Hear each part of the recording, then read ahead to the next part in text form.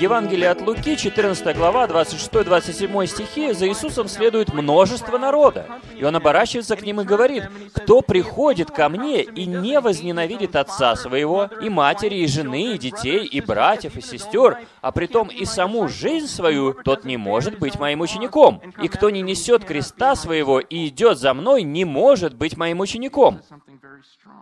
Мы здесь видим большую толпу людей, которые следуют за Иисусом. И Иисус здесь не восхищается, Он не говорит: «Посмотрите на всех этих людей, которые следуют за мной. Приходите снова на следующей неделе и приводите своих друзей».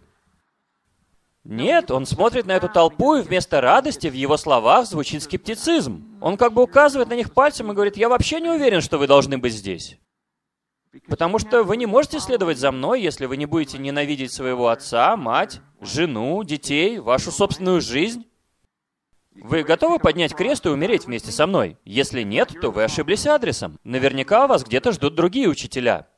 Понимаете, если бы Иисус был сейчас здесь, Он бы вышел из этой двери и сказал бы нам: «Если вы хотите следовать за мной, если вы на самом деле хотите следовать за мной, то может так случиться, что, выйдя за эти двери, вы больше никогда не увидите свою семью. Вы все еще хотите идти за мной?»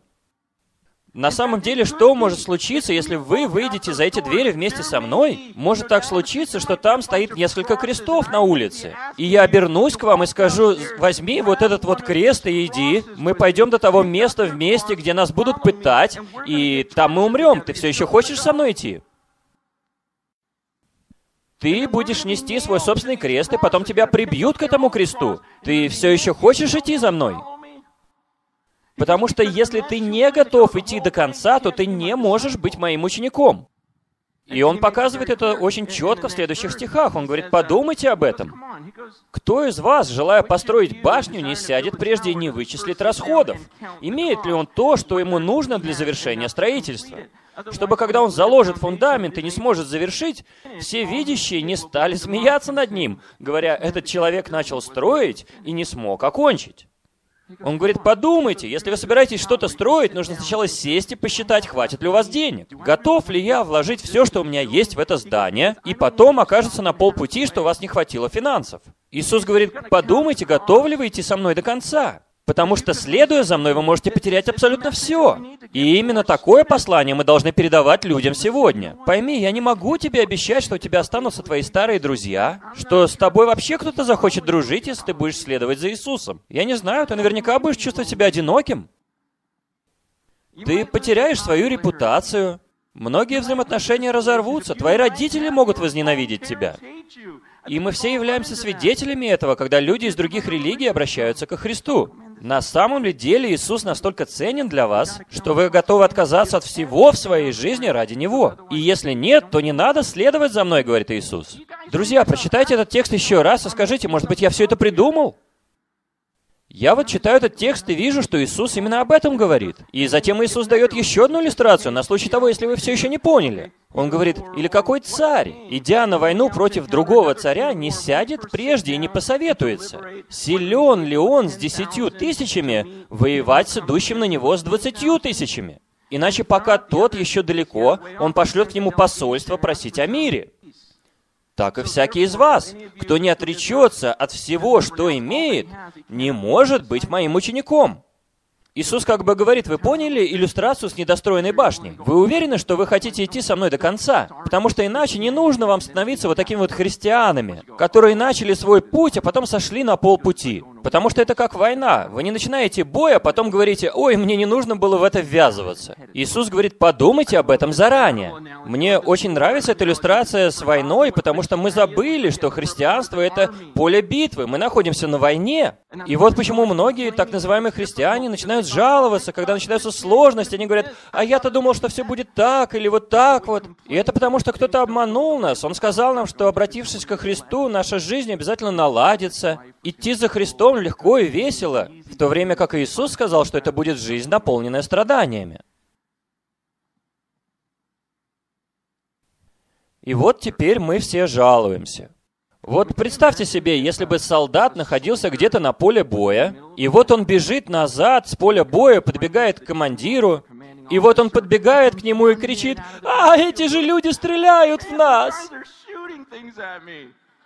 Я только что видел, как один из них бросил гранату, и она просто разорвала другого на части. И мы все понимаем, чего ж ты ожидал-то тогда?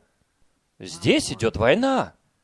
И вот я встречаю людей, которые ходят в церковь и начинают жаловаться и о том, и об этом. Все так сложно, все так непредсказуемо. Друзья, мы же на войне. И Иисус здесь говорит, вы понимаете это? Мы движемся в этом направлении. Мы можем оказаться на кресте. Будет уже поздно висеть на кресте и кричать, «Ой, как больно! Вы что, еще один гвоздь хотите вбить в руку?» И Иисус говорит, друзья, именно на это вы и подписываетесь. И, наконец, Иисус произносит очень странные слова. То есть Он здесь говорит, кто не отречется от всего, что имеет, не может быть моим учеником. И потом Он произносит очень-очень странные слова, которые я раньше не понимал. Он говорит, соль – добрая вещь. Что? Соль – добрая вещь. Но если соль потеряет силу, то чем исправить ее? Она не годится ни в землю, ни в навоз. Ее выбрасывают вон. И кто имеет уши слышать, да слышит. То есть после аналогии с постройкой башни, когда он говорит, нельзя пройти со мной полпути, а потом все бросить, и потом он говорит, не подписывайся на войну, если ты не готов умереть на ней. И после этого он говорит, соль – хорошая вещь. И вот я все пытаюсь понять, о чем же он здесь говорит. И вот что он говорит, если соль потеряет свою соленость, то что теперь с ней делать? Это просто такой вопрос. Допустим, у вас есть куча соли, но у нее нет никакого вкуса. Иисус спрашивает, что вы будете с ней делать? Похоже, что с ней вообще ничего нельзя сделать.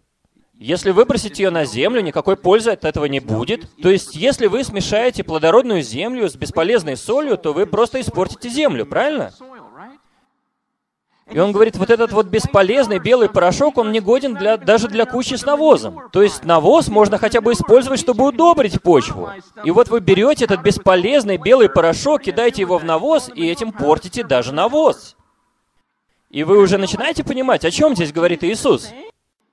Он говорит, посмотрите на себя, может быть, вы выглядите как соль, но, может быть, вы являетесь частичкой этого белого порошка. Если в вас нету солености, если вы не готовы идти со мной до самого конца, если в вас нету солености, чтобы поднять свой крест и идти за мной, идти на войну и знать, что вы умрете вместе со мной, если вы не готовы строить башню до самого верха, то вы абсолютно бесполезны. Иисус говорит, я не знаю, что с вами делать, если вы не готовы идти со мной на крест. Вы абсолютно бесполезны для меня. Вы как эта безвкусная соль, я не знаю, что с ней делать. В землю не хочется выбрасывать. Более того, вы даже навоз испортите, если вас туда бросить. Вы слышите, что говорит Иисус? Он говорит, вы испортите даже навоз. То есть, если у меня есть куча навоза, и вы там встанете, я скажу, уйдите оттуда сейчас же, вы портите мой навоз.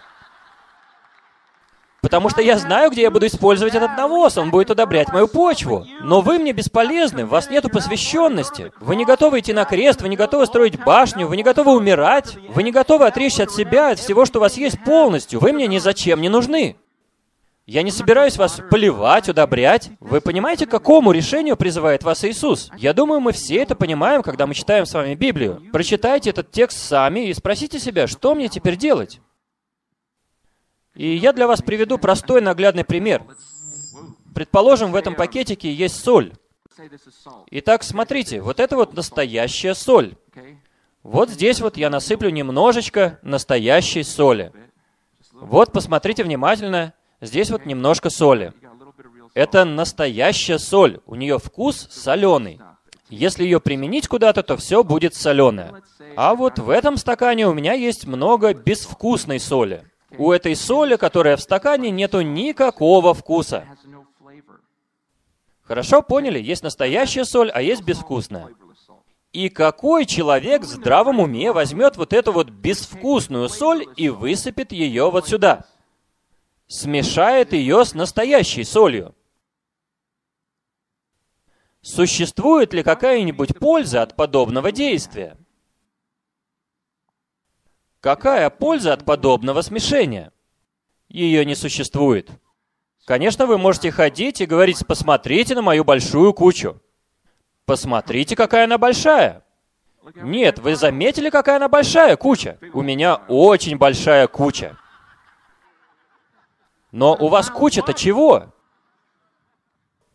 И вы знаете, смотря на эту кучу, она мне очень нравится. Мне нравится, когда все замечают мою большую кучу. Посмотрите, что я сделал. И я вам не буду врать, мне нравятся большие толпы людей. И все пастора со мной согласятся. Гораздо интереснее, когда у вас много людей. Приятно видеть большую кучу людей. Я не хочу, чтобы у меня было всего несколько учеников. Я не хочу, чтобы их было всего 12 или еще меньше. Но Иисус говорит, что все должно быть как раз именно так. Потому что, когда Он увидел все эти толпы людей, Он сказал: «Вы для меня абсолютно бесполезны. Я вообще не знаю, что с вами делать. Вы не посвящены мне, вы не готовы идти на крест. Вы не можете быть моими учениками». И наверняка многие из вас задаются вопросом, разве нету разницы между учеником Христа и христианином? Друзья, я такой разницы не вижу. И даже если бы была разница, Иисус сказал мне идти и делать учеников, которые будут повиноваться всему, что Он учил. И Он не сказал, что если не можете делать учеников, то просто делайте христиан.